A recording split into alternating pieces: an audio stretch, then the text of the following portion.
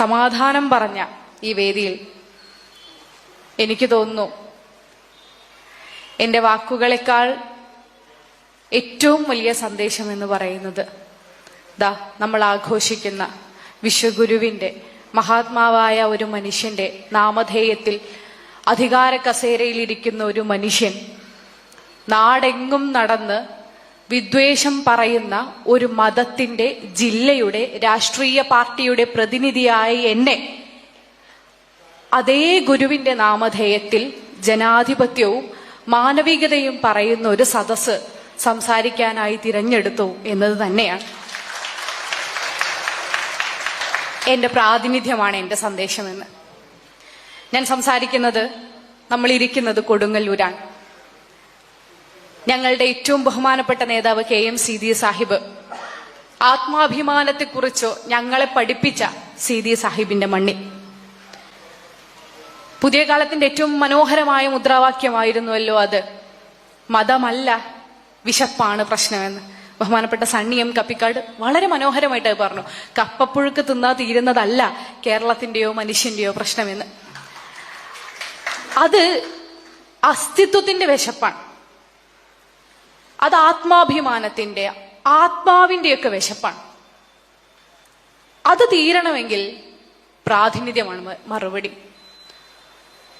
നോക്കൂ, ഇവിടെ മതമല്ല പ്രശ്നം. നമ്മളെല്ലാവരും ഒരേ ജാതിയാണ്. ജാതി എന്നോ അത് ഈ മാവിന്റെ ഒപ്പം കായ്ക്കുന്ന ഒരു കുഞ്ഞു പഴമല്ലേ എന്ന് നിസാരവൽക്കരിക്കുന്ന, മതം പുഴുങ്ങിത്തുന്ന വിശപ്പ് മാറില്ല കേട്ടോ എന്നിപ്പോഴും ഞാൻ ഈ ഒരു വിഷയത്തെക്കുറിച്ച് ഈയിടെ ഒരു സംസാരം നടത്തിയിട്ടുണ്ടായിരുന്നു, ഒരു സംസാരത്തിന്റെ ഭാഗമായിട്ട്. അന്ന് സംസാരം കഴിഞ്ഞ് പുറത്തിറങ്ങിയ എന്നെ പുതിയ തലമുറയിൽപ്പെട്ടത് എന്ന് പറയാവുന്ന ഒരാള് കണ്ട് എന്നോട് പറഞ്ഞൊരു വാചകമാണത്. എന്നാ നിങ്ങളൊക്കെ കൂടി കുറെ മതം അങ്ങ് പുഴുങ്ങി തിന്ന്. ഇത് ഭയങ്കര അശ്ലീലമാണല്ലോ. മതത്തെക്കുറിച്ച് സംസാരിക്കുന്നു, ജാതിയെക്കുറിച്ച് സംസാരിക്കുന്നു, പ്രാതിനിധ്യത്തെക്കുറിച്ച്, കണക്കെടുപ്പിനെ, ജാതി സെൻസസിനെ കുറിച്ച് പറയുന്നു. ഇതൊക്കെയാണല്ലോ നമ്മൾ നേരിടുന്ന ഏറ്റവും വലിയ അശ്ലീലം എന്ന് പറയുന്നത്. അങ്ങനെ വിചാരിക്കുന്നവരോട് പറയാനുള്ളത്, അവര് ഈ വിശപ്പറിയാത്ത, ആത്മാവിന്റെയോ വയറിന്റെയോ വിശപ്പറിയാത്ത തിന്നു ചീർത്ത ദുർമേനികളാണ്. അവർക്കത് അറിഞ്ഞൂടാ. അവർക്ക് പ്രാതിനിധ്യത്തെക്കുറിച്ചുള്ള സംസാരം പോലും അസഹനീയമായി തോന്നും. അവരിതിനെല്ലാം കവച്ചു വെക്കുന്നത് ഈ സാമാന്യവൽക്കരണം കൊണ്ടാണ്. ആ സാമാന്യവൽക്കരണമാണ് നമ്മൾ ഇന്ന് നേരിടുന്ന ഏറ്റവും വലിയ പ്രയാസം എന്നാണ് ഞാൻ മനസ്സിലാക്കുന്നത്.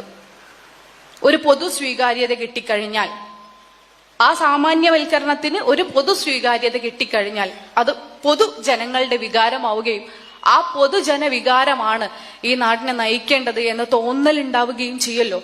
അവിടെ ഈ വിഭജനത്തെക്കുറിച്ച് എന്ന് വെച്ചാൽ നീതിയിലേക്കുള്ള ചെറിയ പാതകളെ കുറിച്ച് വിഭജിച്ച് സംസാരിക്കേണ്ടത് നിർബന്ധമാണ് എന്ന് വിശ്വസിക്കുന്ന ജനാധിപത്യ വിശ്വാസികളാണ് ഇവിടെ കൂടിയിരിക്കുന്നവരെല്ലാവരും. അങ്ങനെയല്ലാത്ത ഒരാൾക്ക് ഇത്രയും നേരം ഇവിടെ നടന്ന സംസാരങ്ങൾ കേട്ട് സഹിഷ്ണുതയോടുകൂടി ഇവിടെ ഇരിക്കാനുള്ള യാതൊരു ശേഷിയും ഉണ്ടാവില്ല. ഇവിടെ നടന്ന എല്ലാ സംസാരവും അതാണ്.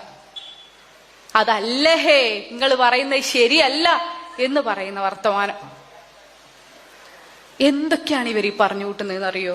നോക്കൂ, ശ്രീനാരായണ ഗുരു എന്ന് പറയുന്ന ഏറ്റവും മഹത്തായ ആശയം ഈ നാടിന് പ്രചരിപ്പിച്ചൊരു മനുഷ്യനെ കുറിച്ച്, അത് മലയാള ദേശവും കടന്ന് ഇന്ത്യയിലെ വിവിധ ഭാഷകളും കടന്ന് ലോകത്തെ വിവിധ ഭാഷകളിലേക്ക് തർജ്ജമ ചെയ്യപ്പെട്ട പുസ്തകമായിക്കൊണ്ട് ഇപ്പോഴും പ്രവഹിക്കുന്നുവെങ്കിൽ ലോകത്തിന്റെ ആത്മാവ് ദാഹിക്കുന്ന എന്തോന്ന് അതിന്റെ ഉള്ളിലുള്ളോണ്ടാണ്. അതിതാണ്, അത് നീതിയാണ്. നോക്കൂ, 1924 ശ്രീനാരായണ ഗുരു സർവമത സംഗമം സംഘടിപ്പിക്കുന്നത് ആലുവയിൽ വെച്ച്. സാഹോദര്യ സംഘം, എല്ലാ മതങ്ങളെയും വിളിച്ചു കൂട്ടിക്കൊണ്ട്. അതിന്റെ 100ാം വാർഷികം 2023 24 സംഘടിപ്പിച്ചപ്പോൾ അന്ന് നാടിൽ ഏറ്റവും ആവശ്യമായിരുന്ന ഒരു വിഷയത്തെ ചൊല്ലി അങ്ങനെ ഒരു സംഗമത്തിന്റെ ആവശ്യമുണ്ടായിരുന്നെന്ന് വളരെ പൊളിറ്റിക്കലായിട്ട് നിലപാട് പറഞ്ഞ ഒരാളാണ് അന്നത്തെയും ഇന്നത്തെയും മുഖ്യമന്ത്രി ശ്രീ പിണറായി വിജയൻ. അദ്ദേഹം ഇന്ന് പറയുന്ന രാഷ്ട്രീയമോ? അദ്ദേഹം ഇന്ന് പറയുന്ന രാഷ്ട്രീയത്തെ കുറിച്ചാണ് എനിക്ക് തൊട്ടു മുമ്പ് സംസാരിച്ച ബഹുമാന്യനായ ദാവൂദ് സാഹിബ് പറഞ്ഞത്. അദ്ദേഹം ഇന്ന് കൊടുക്കുന്ന രാഷ്ട്രീയം എന്താണ് എന്ന് പറയണമെങ്കിൽ കൃത്യമായിട്ട് ഈ വെള്ളാപ്പള്ളി നടേശനെ കുറിച്ച് പറയേണ്ടി വരും. നമ്മൾ ഇദ്ദേഹത്തെ കുറിച്ച് സംസാരിക്കില്ല എന്ന് തീരുമാനിച്ച ഒരു കൂട്ടരാണ്. നമ്മൾ സംസാരിച്ച് ദൃശ്യത കൊടുക്കേണ്ട ഒന്നല്ല അദ്ദേഹം എന്ന് വിശ്വസിച്ചൊരുത്തനാണ്. പക്ഷേ എനിക്കൊരു അപകടം തോന്നിയത് എപ്പോഴാണെന്നറിയോ?